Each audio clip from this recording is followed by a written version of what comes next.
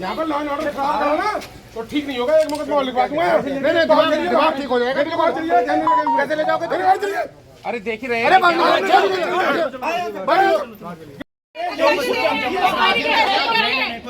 महिला पुलिस तो है,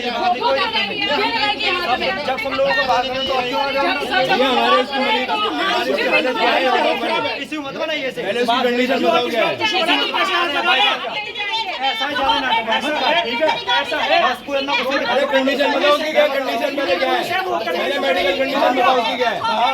भाई साहब मेडिकल कंडीशन पूछ रहे हैं उसकी क्या है। अभी उसकी मेडिकल कंडीशन खराब है डॉक्टर की, पहले उसकी कंडीशन बताओ क्या है। भाई साहब आप कंडीशन बताओ उसकी क्या है। आप मरीज की कंडीशन बताओ पहले, आप देख के बताओ। हमारी जिम्मेदारी सुनिए, चलो पहले मैडम अब थोड़ी देर बाद सब आएंगे। नहीं आप जाइए, हम हटा लेंगे। चलिए आप हटिए। अरे हम रखवा लेंगे ना, हम रखवाएंगे। हम हमारा काम है ना, हम रखवा लेंगे। आप पहले बाहर चलिए। सर ऐसे बना दिए जैसे हम क्रिमिनल हो। हम तब से कॉपरेशन कर रहे हैं। बिल्कुल कर रहे हैं, हम भी कोऑपरेशन ही कर रहे हैं। कोऑपरेशन था ये तो भी कोऑपरेशन कर रहा है। आप क्या कर रहे हैं? आप मेरे ऑफिस के अंदर घुस जाएंगे। भाई उनको खबर मिलेगी उसकी हालत खराब हो गई है। देखिए सुन लीजिए, हालत खराब हो रही है, मेरी जिम्मेवारी है। मैं यहाँ बैठा हूँ ना, मेरे थाने पे कोई बात होगी तो मैं जिम्मेदार हूँ। मेरे खिलाफ कार्रवाई होगी तो प्लीज आप गेट से बात करें। लड़ाई झगड़ा थोड़ी करने आए हैं आप। केवल ये मैडम को जाने दीजिए एक बार। बस एक बात यही बस हमने कहा तो बाकी आप लोग चलो बाकी चलो चलो बाहर चलो बाहर चलो। डिस्ट्रिक्ट अप्रोप्रिएट अथॉरिटी है रोहतक में, उनको कंप्लेंट प्राप्त हुई। उसके चेयरमैन ने 2 लोग नामित कर दिए, नॉमिनेट कर दिए।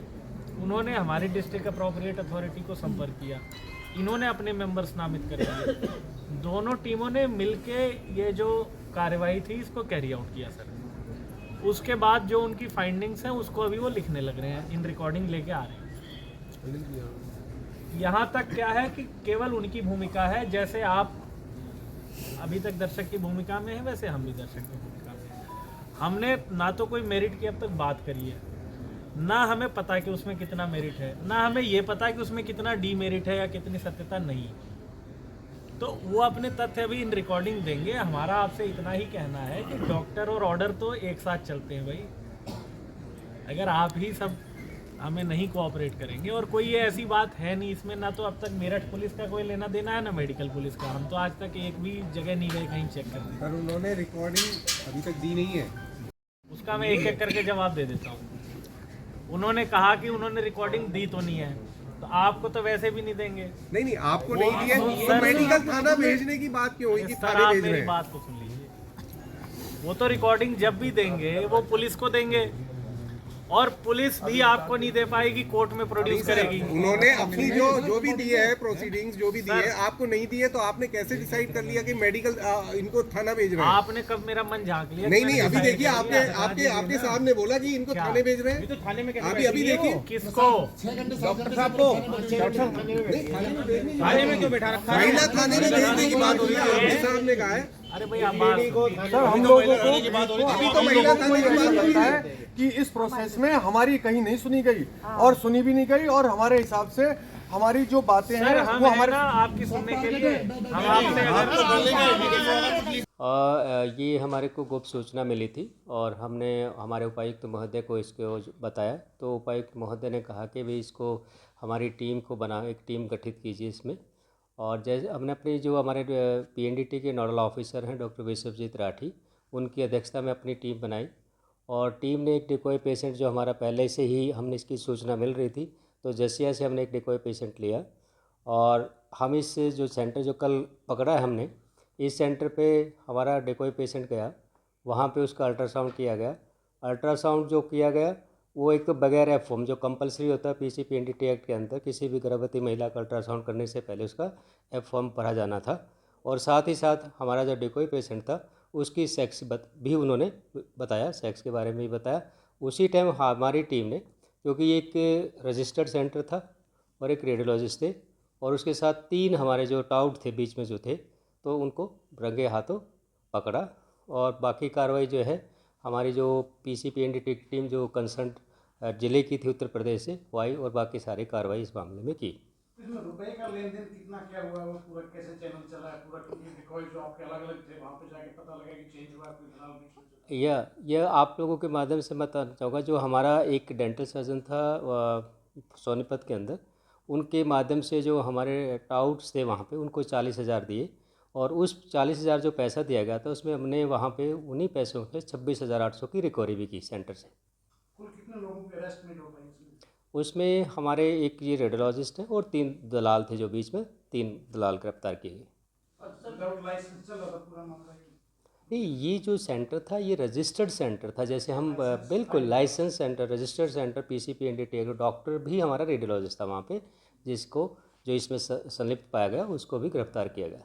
आपकी टीम को वहाँ काफी विरोध का सामना भी करना पड़ा, काफी लोग इकट्ठे हो गए थे, क्या रीजन था? हाँ, डेफिनेटली मैं आप लोगों के माध्यम से बताना चाहूँगा, हमारी टीम को इस बार जो है काफ़ी परेशानियों का सामना करना पड़ा, लोग काफ़ी इकट्ठे हो गए थे, लेकिन हमारे उपायुक्त महोदय को हमने जैसे उनके संज्ञान में लाया, उन्होंने इसका बहुत जल्दी से जो है वहाँ के DM से बात की और तब हमारी FIR लॉन्च हो गई। ये घटते लिंग अनुपात को देखते हुए इस तरह की कार्रवाई की जा रही है, क्योंकि लगातार जो है डाटा आ रहा है उससे चिंतित करने वाला डाटा है। हाँ, नो डाउट, ये क्योंकि ये हमारा लास्ट स्टेप होता है, पहले हम उनकी इंस्पेक्शन करते हैं, अवेयरनेस फैलाते हैं, उसके बाद कोई व्यक्ति अगर या कोई भी सेंटर इस तरह की चीज़ में सम्मिलित होता है, ये लीगल कार्रवाई करनी पड़ती है। ये लीगल कार्रवाई का हिस्सा है इसी PCPNDT के अंदर। सर, ज़्यादातर अब की बार जो ये इस तरह की घटनाएं हो रही हैं वो पश्चिमी उत्तर प्रदेश और दिल्ली के इलाके में इस तरह के रैकेट्स चल रहे हैं, तो उसका स्पेसिफिक रीजन क्या मानते हैं? आप जैसे जानते हैं कि हमारे यहाँ जो PCPNDT एक्ट है वो काफ़ी स्ट्रिक्टली फॉलो किया जाता है और सभी को इस बारे में पता है कि कोई भी इस तरह की कार्रवाई मिला तो उसको किसी भी तरह से बख्शा नहीं जाता। वहाँ पे कहीं ना कहीं लगता है कि इस तरह की जो हम जैसे जितना ये सही ट्रू स्पिरिट में हरियाणा में लागू है, तो हमारे जो ज़िले दिल्ली उत्तर प्रदेश में उसमें शायद कहीं ना कहीं कोई ना कोई लैक्सिटी है, जिसकी वजह से ये जो हमारे केंद्र हैं, क्योंकि हमारे पेशेंट्स तो यही के जा रहे हैं हरियाणा के, हमने जो ये पेशेंट्स भेजते हैं रोहतक आसपास के जो अपने पेशेंट जाते हैं, ये वहाँ के लिए एक आसान केंद्र बने हुए हैं। नहीं, मेट्रोपॉलिटन सिटी जैसे पिछला आपने जो रैकेट पकड़ा था वो द्वारका का जी रैकेट था, तो मेट्रोपॉलिटन सिटीज़ में भी इस तरह का सिस्टम? नहीं, डेफिनेटली पिछली बार तो बिल्कुल ही आप कह रहे हैं कि बिल्कुल वो भी हमारे डॉक्टर ही थे, रजिस्टर्ड सेंटर था जिसमें हमने छापा मारा था और उसमें जो है बाकायदा ये पूरी हमारी कार्रवाई वहाँ पर भी सक्सेसफुल हुई थी।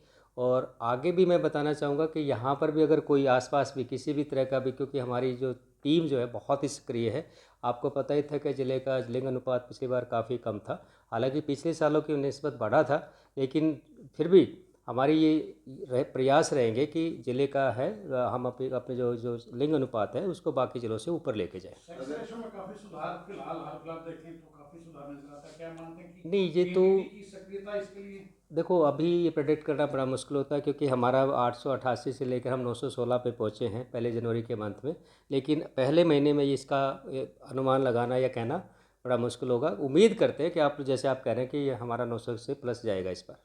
तो लोगों से क्या कहना चाहेंगे, क्योंकि जिन लोगों के पास अगर इस तरह की सूचना आती है तो वो आप लोगों से कैसे नहीं, पीछे जो है हमारी जैसे बेटी बचाओ बेटी पढ़ाओ की जिला स्तर पे जो मीटिंग हुई थी, उपायुक्त महोदय ने एक सेक्रेट नंबर भी दिया था और सभी को आप लोगों के माध्यम से बताना चाहूँगा, उन्होंने एक नंबर भी शेयर कर रखा है। किसी भी व्यक्ति के पास किसी भी तरह की इस तरह की गुप्त सूचना है वो उस नंबर पे मैसेज कर दें, बाकी काम जो है जो विभाग की टीम है वो उसको पूर्ण करेगी।